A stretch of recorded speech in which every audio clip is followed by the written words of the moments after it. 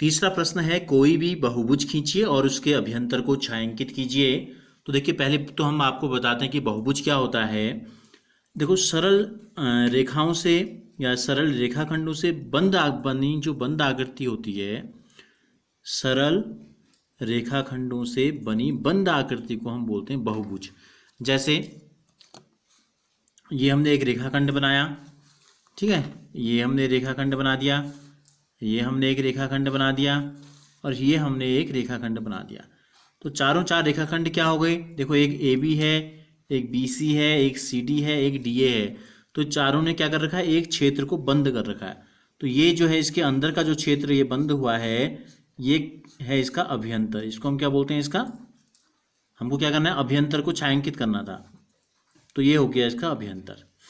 ये जो आपको रेखाखंड दिखाई दे रहे हैं, A B B C C D D A, ये इनकी सीमा कहलाती है, बाउंड्री। ये इस बहुभुज की क्या कहलाती है?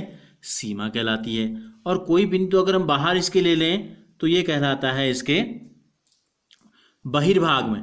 इसको हम क्या बोलते हैं? बहिर्भाग कहते हैं। ठीक हो गया? तो हमसे कहा था एक बहुभुज खींचना, हमने एक बहुभुज खींचा और उसके अभ्यंतर को छायांकित हमने कर दिया। अब अगर आपसे बहुभुज की परिभाषा पूछी जाए तो हमने क्या बताया आपको कि सरल रेखाखंडों से A B B C C D D E और ई ए, ये क्या कहलाती हैं? ये कहलाते हैं इस बहुभुज की भुजाएं। ठीक हो गया? ये A B C D E जो है ये इस बहुभुज के कहलाते हैं शीर्ष। और ऐसी भुजाएं जिनका एक बिंदु कॉमन हो, दोनों में उभयनिष्ठ शीर्ष हो, तो ये कहलाती हैं आसन्न भुजाएं। ये दोनों क्या कहलाएंगी? आसन्न भुजाएं हैं।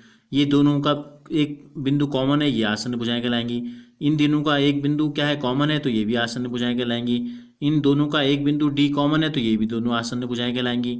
तो दो भुजाएं, ऐसी भुजाएं जिनमें एक बिंदु कॉमन हो, एक शीर्ष कॉमन हो, वो भुजाएं कहलाती हैं आपकी आसन्न भुजाएं। तो हमने बताया आपको, एक तो भुजाएं हो गई, एक हो गई आपके शीर्ष हो गए, और दो भुजाओं के बीच में जो झुकाव है इसको हम कोण कहते हैं। और आसन्न शीर्ष भी होते हैं। तो ऐसे शीर्ष ये जो दो भुजाओं के क्रम से आते हैं, ठीक है, या हम ये कहें कि एक भुजा के जो दो अंत बिंदु होते हैं या एक भुजा से लगे हुए जो दो शीर्ष हैं, ये आसन्न शीर्ष भी कहलाते हैं। तो ये दोनों आसन्न शीर्ष हैं, ये दोनों आसन्न शीर्ष हैं, ये दोनों आसन्न शीर्ष हैं। और एक चीज होती है बहुभुज के विकर्ण। तो बहुभुज के विकर्ण क्या होते हैं? अगर हम इस शीर्ष से लें तो इसके साथ का दूसरा आसन्न शीर्ष हमको छोड़ना होगा। तो इसका एक आसन्न शीर्ष यह है इस भुजा का, और ये बिंदु इस भुजा में भी कॉमन है, तो इसका आसन्न शीर्ष दूसरा ये है।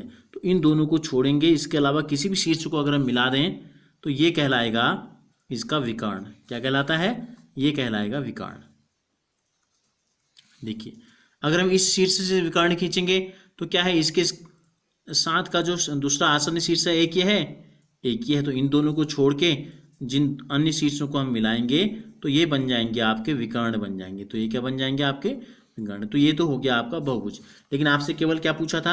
एक बहुभुज आपको बनाना था और उसके अभ्यंतर को जो है आपको छायांकित करना था। तो हमने आपको पूरा बहुभुज डिटेल से बता दिया है। अब हम आते हैं इसके अगले प्रश्न में। चौथा जो प्रश्न है, संलग्न। तो संलग्न आकृति को देखकर निम्न प्रश्नों के उत्तर हमें देने हैं। क्या यह एक वक्र है? तो देखिए क्या है, ये सरल रेखाखंडों से बनी हुई आकृति है, तो बिल्कुल यह एक वक्र है। तो हम लिख देंगे हाँ। आप यहाँ क्या लिख सकते हैं? हाँ, यह एक वक्र है। फिर आपसे क्या पूछा है? क्या यह बंद है? देखिए, इसके अंदर हम जा सकते हैं, कहीं से खुली है जगह? बिल्कुल जगह खुली नहीं है। तो क्या है? अंदर का जो एरिया है बिल्कुल बंद है बाहर की बाउंड्री से, ठीक है। तो क्या यह बंद है? तो हम लिख देंगे हाँ, यह बंद वक्र है। क्या लिख देंगे? बंद वक्र है। इसके बाद जो पांचवा जो प्रश्न है, रफ आकृतियां बनाकर यदि संभव हो तो निम्न को स्पष्ट हमें करना है। हमें एक बंद वक्र जो बहुभुज नहीं है, अगर संभव हो तो एक बंद वक्र बनाना है जो बहुभुज नहीं है। तो बहुभुज का मतलब क्या है यहाँ पर? बहुभुज का मतलब यहाँ पर ये है कि वो रेखाखंडों से बनी हुई आकृति नहीं होनी चाहिए। जैसे ये आकृति रेखाखंडों से बनी है, यहाँ हमने बनाई ये सब रेखाखंड हैं, ये बहुभुज हमने बनाया था सब क्या थे? रेखाखंड थे। तो हमको एक ऐसा बहुभुज बनाना है जो बंद भी हो और लेकिन जो रेखाखंडों से भी बना न हो। तो क्या करेंगे, एक वक्र हमने ले लिया, ऐसे ऐसे वक्र हमने ले लिया और इसको यहाँ से जहाँ से शुरू किया था यहाँ तक हमने बंद कर दिया। तो क्या हो गया, ये बहुभुज है, ये एक बंद वक्र है, ये एक बंद वक्र है जो कि बहुभुज नहीं है। केवल रेखाखंडों से बनी हुई खुली वक्र, रेखाखंड हमें बनानी है और वक्र क्या होना चाहिए, खुला होना चाहिए। तो कुछ भी बनाया जा सकता है। जैसे हमने देखा, ये एक रेखाखंड हमने ले लिया और ये दूसरा रेखाखंड हमने ले लिया, दो रेखाखंड हमने लिए, लेकिन ये क्या है, बंद नहीं हुआ, खुली है जगह इसमें। दो भुजाओं वाला एक बहुभुज, दो भुजाओं वाला एक बहुभुज संभव नहीं है।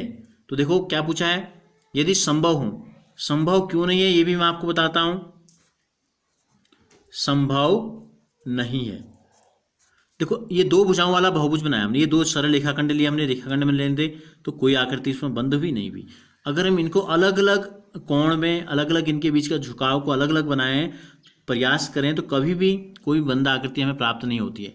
लेकिन अगर हमें क्या कर दें, तीन रेखाखंडों वाली बना दें जो खुली है, ये तो हमारे इसका आंसर था। अगर हम क्या करें, एक दो और तीसरा रेखाखंड हमने ले लिया तो क्या हो गया, ये बंद आकृति हमको प्राप्त हो गई। तो पहला बहुभुज जो कि बंद होगा वो हमको प्राप्त होता है कम से कम तीन भुजाओं में, ठीक है। तो दो भुजाओं में कोई भी बहुभुज संभव नहीं है ऐसा जो कि बंद बहुभुज